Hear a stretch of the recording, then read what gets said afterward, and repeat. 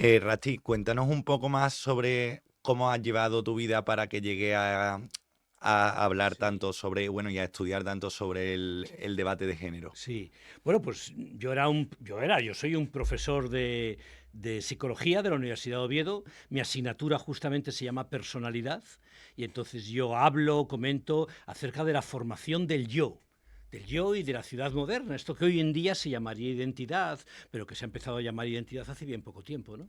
Y estando yo metido en estos asuntos y llevando 30 años contando a mis alumnos pues cómo el yo es siempre social, cómo es un producto de cada sociedad concreta, etcétera, pues de pronto empieza a emerger y a aumentar a un nivel muy importante todo un discurso esencialista, internalista, puramente metafísico, acerca de la identidad, del yo, que a mí al principio me llama mucho la atención, me parece un error muy grave, que no hay por dónde cogerlo, lo veo con cierta extrañeza, pero sin más enfado, pero luego me doy cuenta de que esto conlleva también una intervención médica, farmacológica, incluso quirúrgica en ocasiones, sobre adolescentes que están muy confundidos respecto a estas cuestiones. Y entonces, bueno, pues junto con otro profesor muy conocido en la psicología española, que es Marino Pérez Álvarez, que es una referencia inexcusable, ¿verdad?, de la psicología española, que fue también mi director de tesis y con el que yo mantengo, bueno, pues una relación de vernos a diario prácticamente allá por los pasillos de la facultad, pues decidimos lanzarnos a escribir un libro para desmontar todos estos errores que están pasando, ¿no? Y a partir de ahí, pues el tema explotó. El tema explotó y ha sido un libro muy polémico y se debatió mucho y se han hecho muchas reimpresiones y reediciones. Y aquí me encuentro medio planeado, medio no planeado, ¿verdad? Me encuentro hablando de estas cuestiones, ¿no? Porque ¿cuándo crees que fue el punto de inflexión en el que se puso encima de la mesa el debate de género? ¿Y crees que está puesto desde un punto de vista equivocado o el debate está bien ejercido, solo que se están dando a lo mejor Sí, unas sí. conclusiones a lo mejor que no pueden ser equivocadas al principio? Sí, el debate en España explota alrededor del año 2000 o quizá 2020, 2018. ¿No? 2020-2018, a lo mejor en Estados Unidos venía ya de hace una década anterior, etcétera, pero es aquí cuando verdaderamente explota y también en otros países europeos está muy relacionado con el auge de los smartphones y con la llegada de los smartphones al bolsillo de los adolescentes, que ocurre alrededor del 2014, por ejemplo, 2014, 2015, puede ser, por ejemplo, en España, ¿no? Y efectivamente, de pronto se empieza a extender entre la opinión pública, entre el debate público y los adolescentes, un tipo de discusión sobre un fenómeno que, como siempre ocurre en psicología, se presenta como que hubiera existido desde siempre y solo ahora se visibiliza, cuando en realidad es un constructo social, es una moda parece que lo banaliza, moda, pero sin ninguna connotación banal, ¿eh? O sea, es una tendencia que de pronto aparece y que aparece de nuevas en este momento, ¿no? Y sí, efectivamente, en el debate público se empieza a extender pues entre actores, presentadores de televisión, intelectuales en el peor sentido de la palabra, ¿no? Y se empieza a extender, yo creo que de una forma muy equivocada, muy populista, muy demagógica, ¿no? Muy poco rigurosa en el análisis del fenómeno psicológico que implica.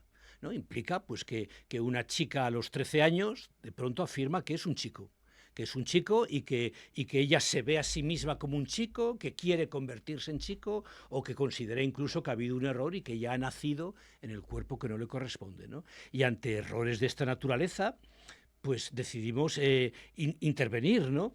Claro, esto no es un error menor, no es un error menor, reversible, etcétera, porque esto implica ya intervenciones médicas y farmacológicas, que con frecuencia son irreversibles. O sea, no estamos ante una tendencia, no sé, una tribu social más, digamos, una tribu urbana más, ¿no? Por la que todos hemos podido pasar en mayor o menor medida, ¿no? De tal forma que yo creo que es un auténtico problema social en este momento, ¿no? Porque, José, un segundo, por, Sí, por sí. poner en contexto a la gente, el libro, ¿cuál es la tesis del libro, digamos? Sí, bueno, pues la tesis del libro es que el libro tiene muchas tesis, pero bueno, es un análisis tanto a nivel psicológico, biológico y filosófico de todas las tesis que se están ofreciendo hoy en día bajo este paraguas tan borroso que es la ideología queer, que es un paraguas muy borroso, que nadie sabe dónde empieza y dónde termina, y a su vez es completamente diverso en su interior, pero se están ofreciendo ciertas tesis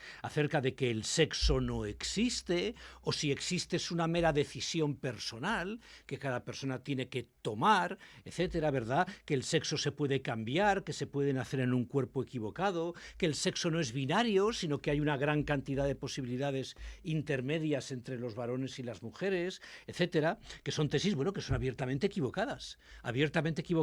Se esgrimen siempre en defensa de una minoría de personas que históricamente, y esto es cierto, lo han pasado muy mal por los siglos de los siglos, o sea, desde hace muchísimo tiempo, justamente porque su estereotipo sexual no se corresponde con su sexo, ¿no? Y entonces, la forma de vestir que tienen o la forma que tienen de vivir, ¿verdad?, su estereotipo sexual no se correspondería con el sexo que tienen. Y es cierto que estas personas, históricamente, pues han sido objeto de marginación, de maltrato, de vidas casi marginales, de bullying permanente y de humillación.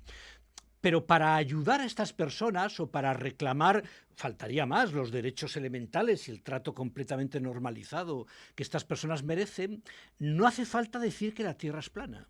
Esta es la cuestión, ¿no?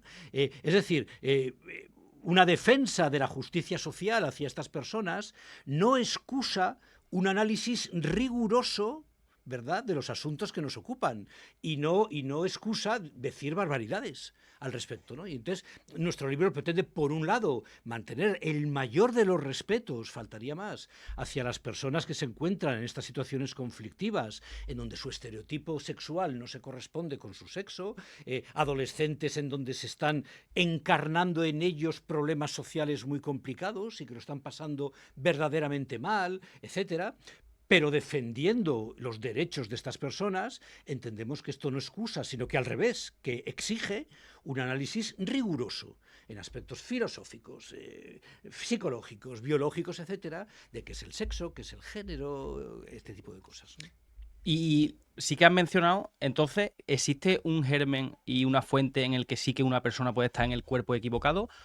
No tiene sentido, ¿no? Nadie nace en un cuerpo equivocado, ¿no? Es decir, cuando se forma el cuerpo sexuado, cuando en la fecundación los cromosomas se combinan y dan lugar a XXXY, no cabe que ocurra un error. No cabe que ocurra un error respecto, no sé, de una persona que existiera previamente a la fecundación, o no cabe que ocurra una descoordinación entre los genitales y el cerebro, o cosas por el estilo. No existen cerebros masculinos y cerebros femeninos, de tal forma que yo no puedo tener unos genitales masculinos con un cerebro femenino, o cosas por el estilo, ¿no? La frase esta de nacer en un cuerpo equivocado, ¿no?, es un eslogan, si se quiere, una frase fetiche que se ha utilizado, se ha difundido por las redes sociales, y muchas personas, tras oírla, sienten que su experiencia se ajusta a esa frase. Es decir, no es que ellos ya lo sientan y esa frase les permite expresarlo, sino que tienen malestares muy diversos respecto del sexo adulto, de la salida de la infancia y llegada a la adolescencia y con la aparición del sexo adulto. Tienen malestares muy diversos con su cuerpo, que les desagrada, que no les gusta, que es la cosa más normal del mundo en la adolescencia, ¿verdad? Y de pronto esa oferta que hoy en un día en un TikTok o en un curso de educación afectiva sexual que reciben en el colegio o en Instagram o en la película que sea, ¿verdad?, esa frase se convierte en un molde perfecto donde encajar el malestar que uno está sintiendo, ¿no? Y de tal forma que es la frase al final, no he nacido en un cuerpo equivocado, me identifico como mujer, etcétera. Antes la gente se identificaba con, ¿no? Yo me identifico con Indiana Jones en las películas. Yo me identifico con mi padre, ¿no? Pero ahora la gente se identifica como, y nadie sabe lo que significa identificarse como, ¿no? Es más bien, pues yo me veo como si fuera una mujer. Pero tú no eres mujer, o sea, no puedes saber qué se siente siendo mujer, no puedes reconocer tus sentimientos como los propios de una mujer porque nunca has sido mujer, ¿no? Entonces, este tipo de eslóganes, este tipo de consignas, digamos que no recogen los atascos o los problemas emocionales de la gente, sino que los moldean para que sea el problema el que se ajuste a la frase, más que sea la frase la que se ajusta al problema, ¿no? Y así nos encontramos con que de pronto, pues en el 2020, por poner una cifra que seguramente sería muy discutible, ¿no? Podrían ser 5 años antes o pocos después, en el 2020 las personas están diciendo estas frases. Yo me identifico como mujer, yo siento que he nacido en un cuerpo equivocado, etcétera, que serían sencillamente incomprensibles hace 40 años, o hace 50 años. Incomprensibles, no es que no estaría la gente de acuerdo, es que no sabrían de qué estás hablando, ¿no? Es que sencillamente no sabrían de qué puedes estar hablando, porque las emociones se han ajustado a las consignas, más que las consignas han descrito las emociones.